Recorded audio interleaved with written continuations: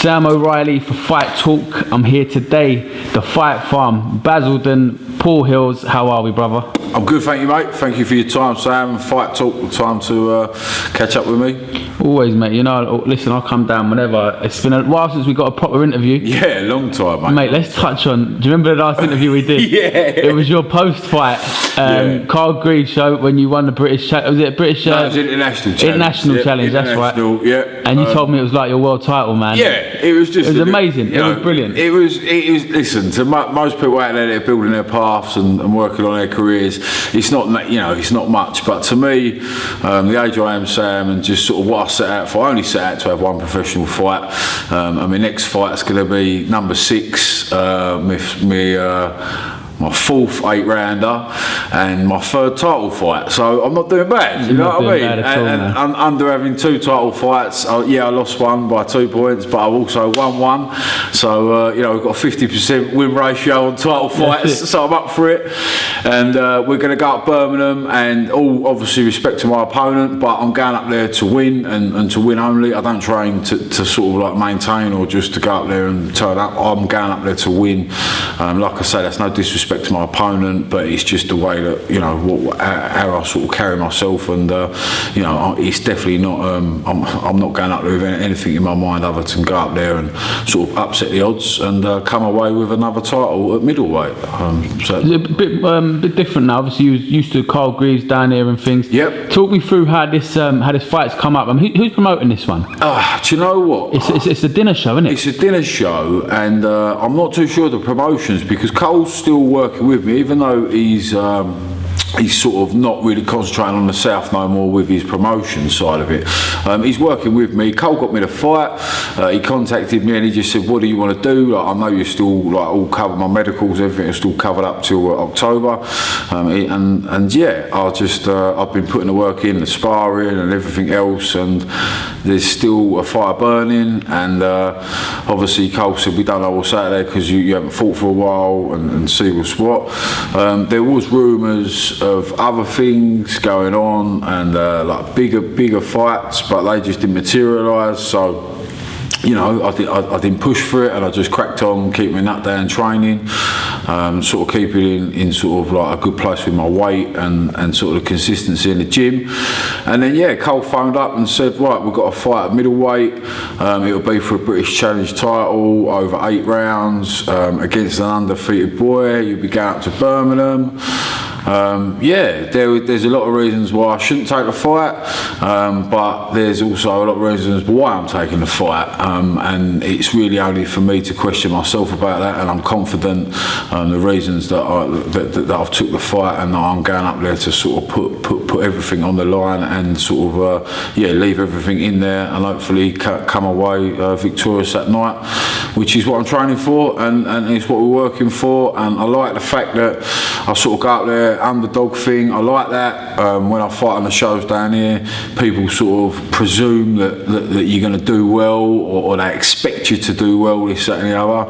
I'm going up there with no expectations at all, only expectations on myself. No one's going to expect nothing from me up there in Birmingham, but I've got something to give my opponent, and like I say, I'm going to come away the British Challenge title winner at middleweight on that night. I mean, I know you work extremely hard. Like, obviously I see not only the guys that you keep around you, but from your social, you're in here at 8 o'clock in the morning doing sport, then you're running and you're doing. It's ridiculous how hard you work, mate. The older I get, Sam, the more I feel that I've got to make sure that I'm not cutting no corners, because my opponent's 22, so there you go. He's 13 years my sort of on the younger side of things, and that ain't no joke. I'm in a young man's sport, and I'm no idiot. I know that, and I work hard to keep my levels there. I mean, one of my regular sparring partners is Danny Dignam. You're not going to get a better boxer and someone who's got his fingers so on that pulse. He's 2 fights, he's undefeated in both fights, he's stopped both of his opponents. 6-time national champion, like, he's hungry, and he's bringing the best out of me. I think he's 24, 25, so again, he's like 10 years younger than me. I couldn't put myself in more of a situation to make sure that I'm calling the best out of myself. I don't shy away from my road work. and my circuits. You know, there's nothing that I sort of half do, because I never want to be left asking in that ring, you know, on fight night. Yeah, 100%. If we go back a little bit, you know, as you said, you're 35, but you've only had 5 pro fights. Why so late? How did you come to boxing a bit later in life than a lot of other people would have done? Yeah, I was the opposite side of things. I was 18 something stone. I could pick ass up and move it. I just couldn't run around it. So yeah, it worked hand in hand with what I was doing in life at the time. I thought, because I was a younger sort of, I wouldn't say immature, but you just think big is better. So I was walking around, you know, like banging to the gym and banging to my supplements and things like that, living that side of life. But it was totally unhealthy. Ended up in hospital for it. Had a total change overnight, and from that day onwards, I thought I wanted to be more fit. Tried to get into my cardiovascular side of my workouts, but it just used to bore me. So I started doing pads, and then from pads, I was 28 at the time. Started hitting them consistently, and then my pad man at the time, which was Stuart, he just said to me, like, I think we should put you in for an unlicensed. Again, not really fussed about who and what and where and whatever. I just said, I'll fight anyone, get me a fight, and he came up with a fight at the Troxy. Against an ex-pro. I think he'd had 14 professional fights and then lost his licence. He got arrested for fighting, like, on the street, and lost his licence that way, so he wasn't shabby at all. I'm not going to name no names, but enough people out there know who he was. And on the night, I remember a few people said to me, like, you're not fighting him. And but I was going stupid more to the thing. I think at the time I was still like, I think I was 16 something stone. And yeah, just got the buzz for it. And then from that, I went on to the Mortlock scene, which is the IBA, and I think we had like 12 or 13 fights there, and I only lost 2 out of all of them. Fought a boy from Malta. He flew over for like their version of a sort of international title, and we had a good 10-round fight, and I won that.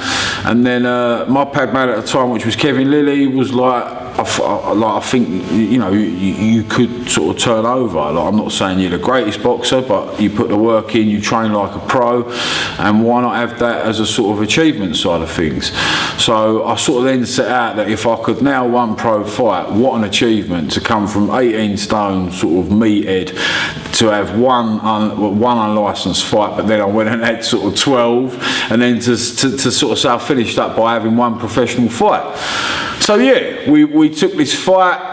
The ball knocked me back from my licence. Sort of just. Why? Well, they said you hadn't done enough. You hadn't earned. Oh, no disrespect to no one, Sam. At the time, it was quite cliche about the unlicensed scene. I know there's quality pros out there that have come from the unlicensed scene, but at the time, a couple of years ago, it wasn't really like, the board looked at the unlicensed like a bit taboo. I remember in my interview, Kevin went, well, he'd had a 10-round fight with a fella that flew over from Malta, you know, and the ball just, I wouldn't say laughed it off, but they weren't impressed by it. They went, yeah, but who's he? Yeah. And because it's not sanctioned as such, yeah, or by anyone, there's nothing to sort of warrant what you could be lying, Sam, you know? Yeah, cool. So yeah, it was just at the time that the board said they weren't going to give me a licence, but they put me on trial. Now, I do believe that the trials have stopped now from the board. I think it's down to insurance reasons. But what they said was they'd have to come down and see me do touch sparring, pads, circuit for fitness, and yeah, just overall see me in the gym and see what they thought of me.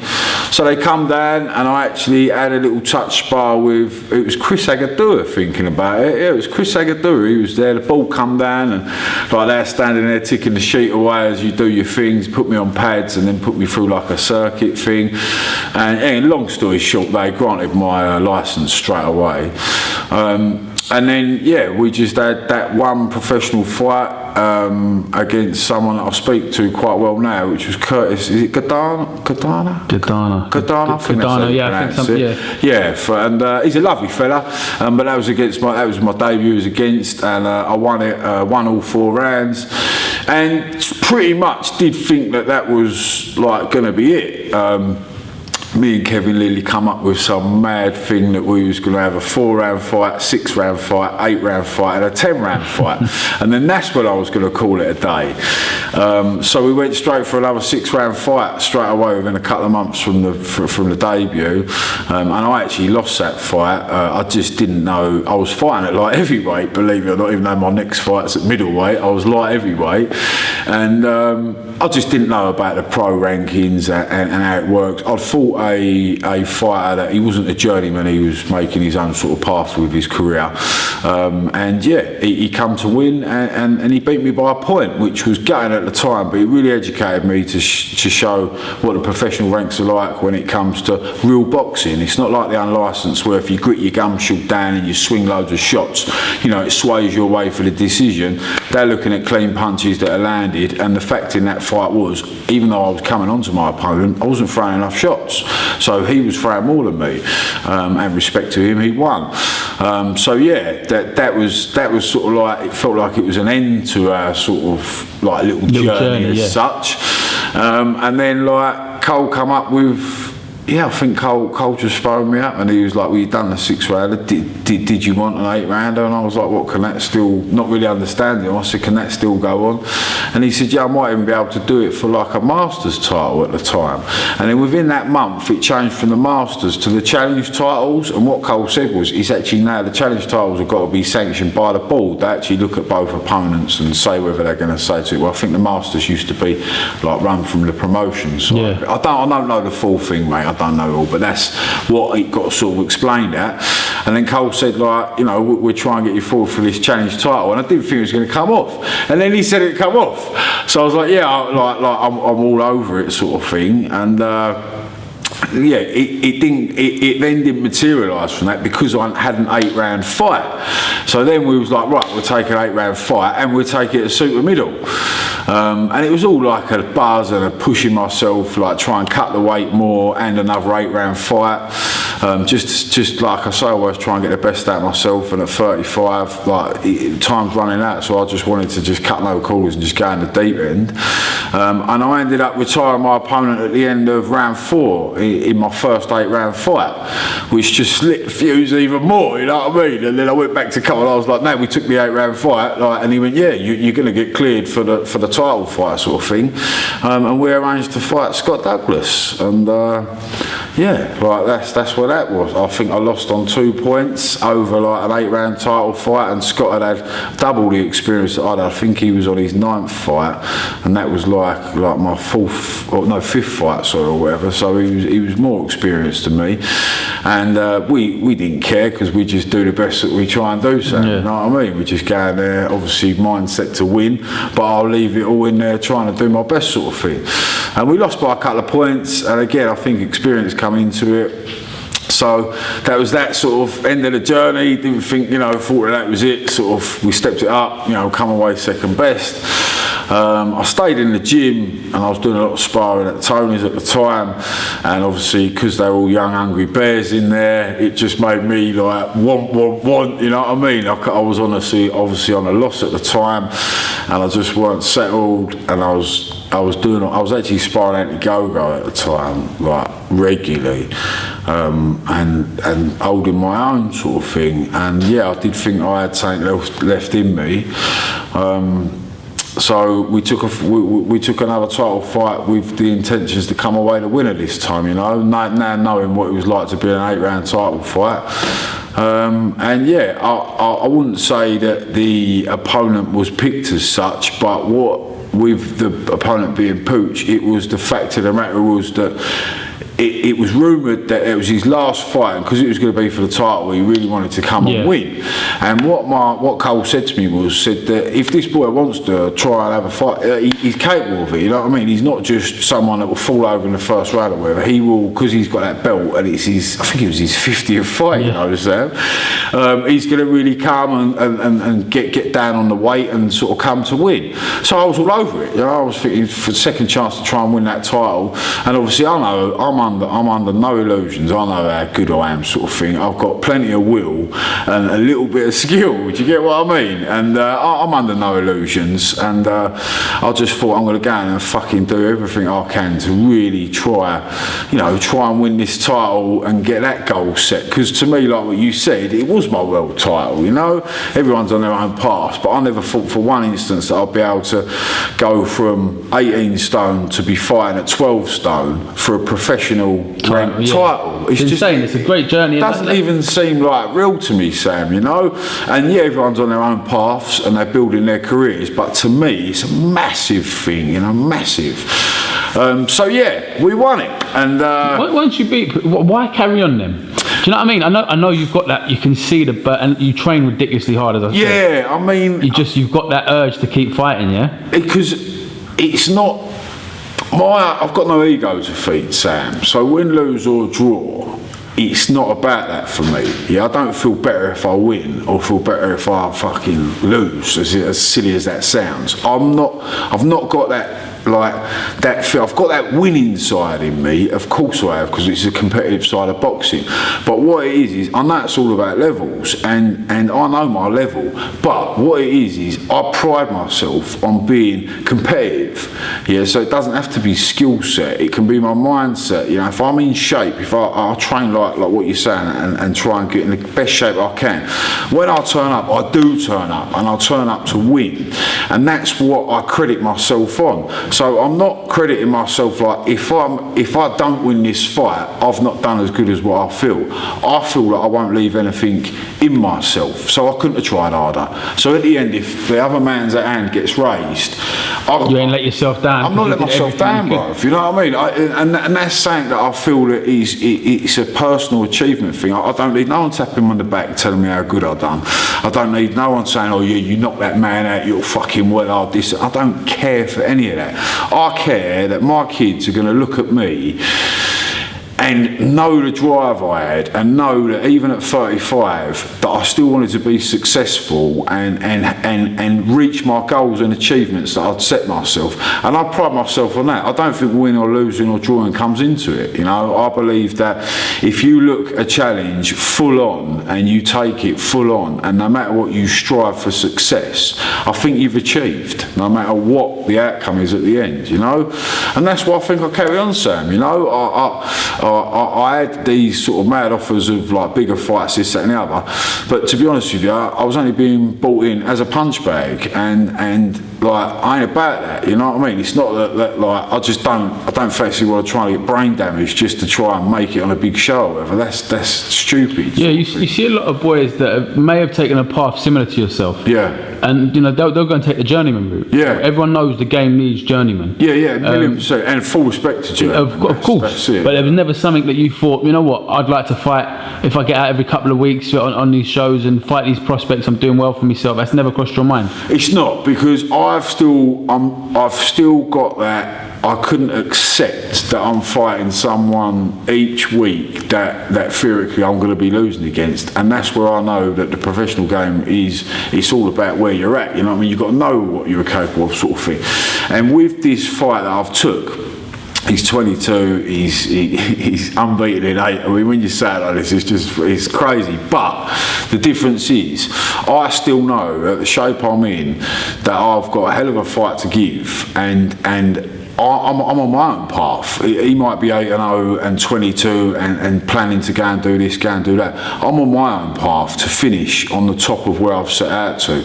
And if that's come down to middleweight and to go and win a title at middleweight, I'm doing it. There's no chink in my confidence or chink in my sort of like, you know, oh, I'll just put up with that, you know, because of whatever. No, I'm coming there to win, so I've got another achievement of winning a title at middleweight. And that's why I took the fight. It was the best fight for us out there at the time. I'm not going to lie. Like obviously with the no stress of tickets and obviously I get a purse for it. Then you know you can't. I'm a man that works for a living, and I love fighting. And if I can fight and get a wage out of it for this time, but I'm licensed and my medicals are all up, so it's not going to cost me nothing to then take this fight and go and fight on this date.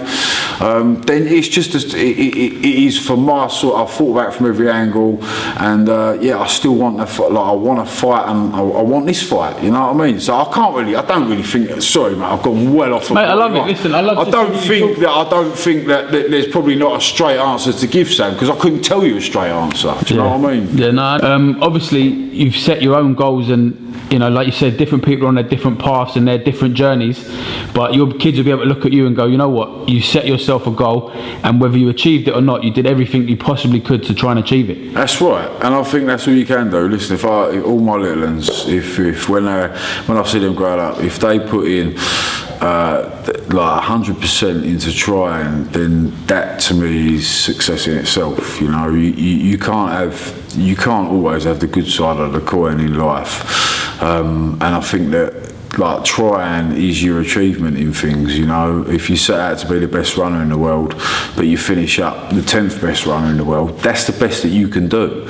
So you can't ask more out of yourself, and you can't be in any way, shape, like shameful about it, because your body, your brain, you as a person couldn't have done no better. And I think that's what this whole journey is about. I should never have been down any of this path, but no one's denying me of it, and here I go up to Birmingham on May the 12th to fight an undefeated prospect. Let's not be about it. That's what he is. He's the next big thing up there, and I ain't stupid. I know exactly what I'm up against, and I know that I'm capable of causing the upset, and that's what it is. It's not an upset for me, but it will be an upset for him because he's undefeated, and he's going to get that first loss of his record on May the 12th. Because if they pick me thinking, oh yeah, I'm getting old, or they've seen me, and even if they've looked at my videos and thought he's a load of shit, because like I said to you, I am a load of shit when it comes to skill set. But the thing is, when you're through them ropes with me, I don't give in, I don't stop, and I will keep coming on and on. So that boy, if he thinks that he's got it all to beat me with his skill, he's going to be asking himself of how much he's got in his heart and how much he's got in his will. Because I know that I've been tested and pushed, and it's been asked of me, and I've never been left guessing. I know what I've fucking got inside me, and no one can take that away from me, and no one is going to put me in any more uncomfortable positions or out of my comfort zone than what I've had. I know what I'm made of. I know what material I'm cut from, and I know that on May the 12th I am going to be making sure that Tom Stokes is asking that of himself, and that's where we're going to get who's going to be winner or loser, because I'll be on that side of the fight. We'll here have all the skill in the side of the fight. It makes for a great fight, actually. It does make for a great fight, and I'm buzzing for it, and we are going to go up there, and I'm going to come away victorious. We just touched off camera. Obviously, you didn't have to worry about tickets and that, but you still got people coming.